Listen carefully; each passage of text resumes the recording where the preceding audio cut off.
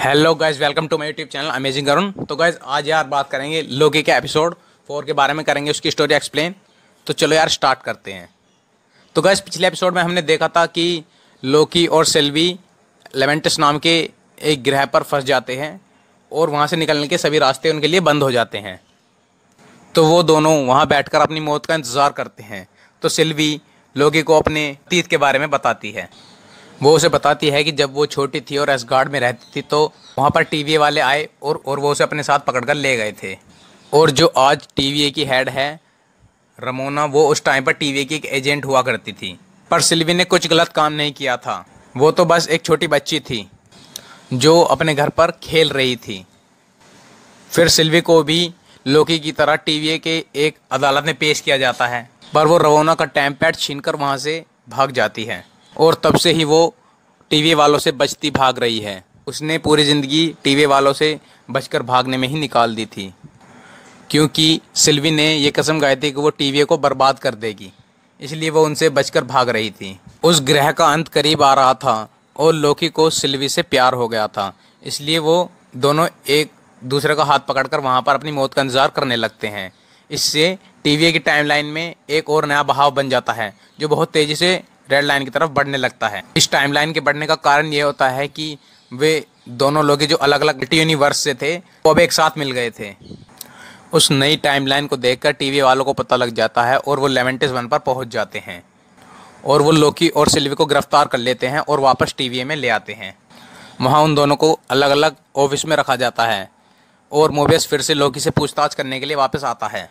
लोकी Mobius से कहता है कि टीवी तुमसे झूठ बोल रहा है, पर मोबियस को लगता है कि वो फिर से उसे बेवकूफ़ बना रहा है, पर वो उसकी बात नहीं सुनता और उसे एक टाइम लूप में डाल देता है जहाँ पर लोकी एसगार्ड में होता है और वो लेडी सिफ के बाल काट देता है और वो उसे वहाँ आकर मारती है। इस टाइम लूप की वजह से लेडी सिफ बार बार लोकी को आकर मारती है। फिर मोबियस को लगता है कि अब उसे अपना सबक मिल गया होगा, इसलिए वो वापस उसे टाइम लूप से बाहर निकालता है और उससे फिर पूछताछ शुरू कर देता है। लोकी मोबियस से कहता है कि जो टीवी के एजेंट्स हैं वो पहले टीवी के वेरिएंट्स हुआ करते थे जिनकी याददाश्त मिटाकर उन्हें टीवी का एजेंट्स बनाया गया है। पर मोबियस को अभी भी लोकी के ऊपर यकीन नहीं होता है, इसलिए वो फिर से उस टाइम लूप में उसे लोकी को डाल देता है। फिर मोबियस रमोना से जाकर मिलता है और वो चाहता था कि उसे सिल्वी से भी पूछताछ करने के लिए परमिशन दी जाए, पर रमोना उसे परमिशन नहीं देती है। पर मोबियस फिर C20 नाम के एजेंट जिसे सिल्वी ने किडनैप कर लिया था उससे मिलना चाहता है, पर रमोना उससे मिलने के लिए भी उसे मना कर देती है। C20 के होश में आने की वजह से रमोना उसे मार देती है, इसलिए मोबियस को थोड़ा सा शक होता है तो वो अपना टाइम पैड रमोना से बदल देता है। फिर वो बाद में उसके टाइम पैड को खोलकर देखता है और उसे पता लगता है कि C20 को अपनी पिछली ज़िंदगी याद आ गई थी और इसी वजह से उसे रमोना के द्वारा मार दिया गया। तो इस बात को देखकर उसे लोकी की बात का यकीन हो जाता है कि जो सब टीवी एजेंट्स हैं वो सब टीवी वेरिएंट्स थे। दूसरी तरफ हंटर B15 नाम की जो टीवी एजेंट्स थी उसे भी कुछ परेशानी थी। जब सिल्वी ने उसके माइंड पर कंट्रोल किया था तो उसे अपनी पुरानी बातें याद आई थी, इसलिए वो भी थोड़ी सी परेशान थी। इसीलिए हंटर B15 सिल्वी से वापस अंदर मिलने जाती है और वो उसे टीवी से दूर रोक्सकार्ट नाम की उस जगह पर ले जाती है और उससे पूछताछ करने लगती है।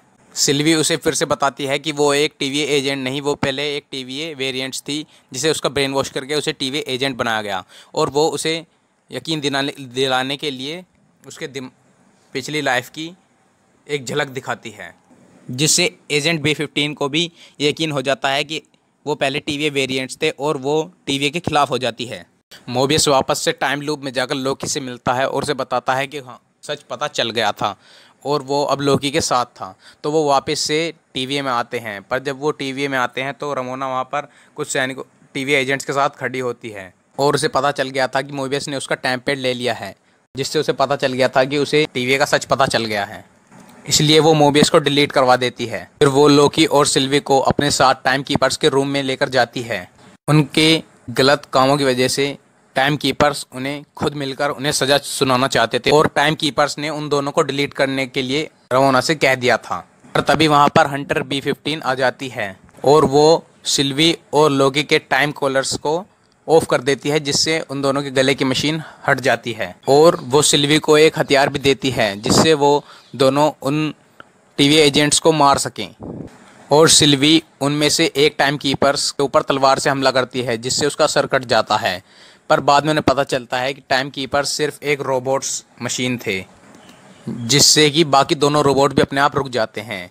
और उन दोनों को पता चलता है कि टीवीए को बनाने वाला कोई और है जो कि सामने नहीं आना चाहता और छुपा बैठा है। जब सिल्वी लोकी के पास आती है तो लोकी को पीछे से रमोना आके डिलीट कर देती है। पर रमोना जैसे ही सिल्वी पर वार करती है तो सिल्वी बच जाती है।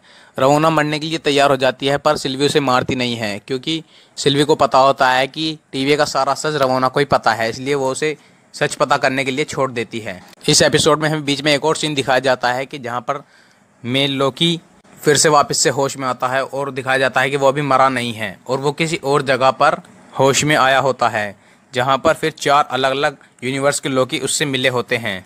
और ये जगह न्यूयॉर्क शहर होती है जो कि पूरी तरह से तबाह हो चुका है।